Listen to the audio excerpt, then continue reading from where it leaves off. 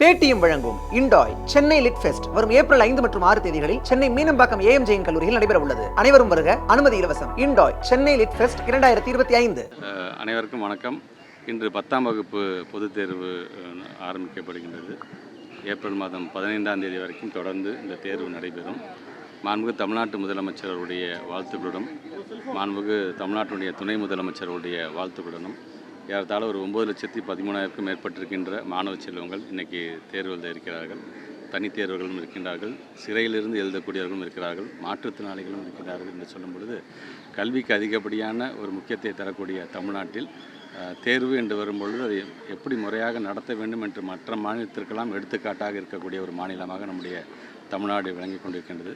அந்த விதத்தில் இன்றைக்கு தேர்வு எழுதுகின்ற அனைத்து மாணவ செல்வங்களுக்கும் பள்ளிக்கல்வித்துறை அமைச்சர் என்ற முறையில் என்னுடைய வாழ்த்துக்கள். தன்னம்பிக்கையோடு எழுதுங்க. எந்த வகுப்பறையில் உட்காந்து நீங்கள் பாடத்தை கற்றுக்கிட்டீங்களோ அதே வகுப்பறையில் அடுத்த மேக்ஸிமம் அங்கே தான் அமர்ந்து நீங்களும் உங்களுடைய தேர்வு எழுதப் போகிறீர்கள். உங்களோட நண்பர்களோடு தான் அமர்ந்து நீங்கள் தேர்வு எழுதப் போகின்றீர்கள். அதை நம்முடைய தமிழ்நாட்டு முதலமைச்சர் சொல்வது போல் இது இன்னொரு தேர்வு, அவ்வளோதான், இது இன்னொரு கிளாஸ் டெஸ்ட் அப்படிங்கிற மனப்பான்மையோடு தான் நீங்கள் இருக்க வேண்டுமே தவிர பொதுத் தேர்வு என்கின்ற ஒரு தனியாக ஒரு பயமோ ஒரு பதட்டமோ உங்களை தொற்றிக்கொள்ளக்கூடாது. மகிழ்ச்சியான கற்றல், மகிழ்ச்சியான கற்பித்தலை உறுதி செய்கின்ற தமிழ்நாடு அரசு, நீங்கள் தேர்வு எழுதுகின்ற மாணவர்கள் நீங்களும் அதே மகிழ்ச்சியோடு நீங்கள் எழுத வேண்டும் என்கின்ற என்னுடைய வாழ்த்துக்களை நான் தெரிவிக்கிறேன்.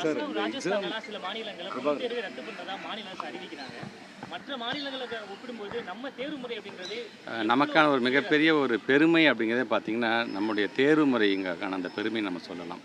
தொடர்ந்து ஒரு பொதுத் தேர்வுக்கான தேதியை அறிவித்த உடனே நாங்கள் எங்களுடைய டிஜியிலேருந்து எங்களுடைய ஆஃபீஸர்ஸ் முக்கியமாக இருக்கின்ற பள்ளிக்கல்வித்துறை சார்ந்திருக்கின்ற உயர் அதிகாரிகளுடன் நாங்கள் உட்கார்ந்து நாங்கள் பேசும் பொழுதும் சிஓடிஓஸ் அவர்களிடம் ஒரு கலந்துரையாடல் அவர்களுக்கான அறிவுரை வழங்கும் பொழுது நாங்கள் சொல்கிறதே, பெருமையாக சொல்கிறதே, அது யார் ஆட்சி காலத்தில் இருந்தாலும் சரி, நம்மை பொறுத்த வரைக்கும் ஒரு பள்ளிக்கல்வித்துறையுடைய அந்த தேர்வு முறை என்கிறது நம்முடைய தமிழ்நாட்டுடைய தேர்வு முறை யாராலும் அடித்துக்கொள்ள முடியாது.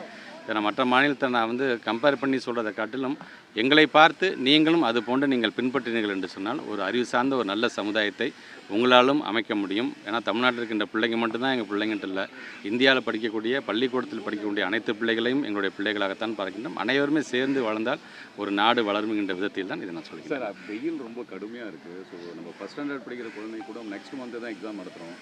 ஸோ ஆனால் +2 வரைக்குமான ஸ்டூடெண்ட் முன்னாடி நடத்திடுறோம், சின்ன குழந்தைங்களுக்கு அடுத்த மாதம் நடத்துகிறோம். பொதுவாக இது ஒவ்வொரு ஆண்டும் பத்திரிகை துறை ஊடக சார்ந்திருக்கிற நண்பர்களும் பொதுமக்களும் வைக்கின்றது வேண்டுகோள் தான். குறிப்பாக நம்முடைய ஒவ்வொரு காலகட்டத்திற்கும் அதை முடித்து நிறைவு செய்து அடுத்த கல்வியாண்டை தொடங்க வேண்டுகின்ற அந்த ஒரு சவால்களும் நமக்கு நிறைந்து தான் இருக்கின்றது. அது அந்த சூழ்நிலைக்கு தந்தாப்புல இதுக்கு பார்த்து முடிவு எடுக்கப்படும்.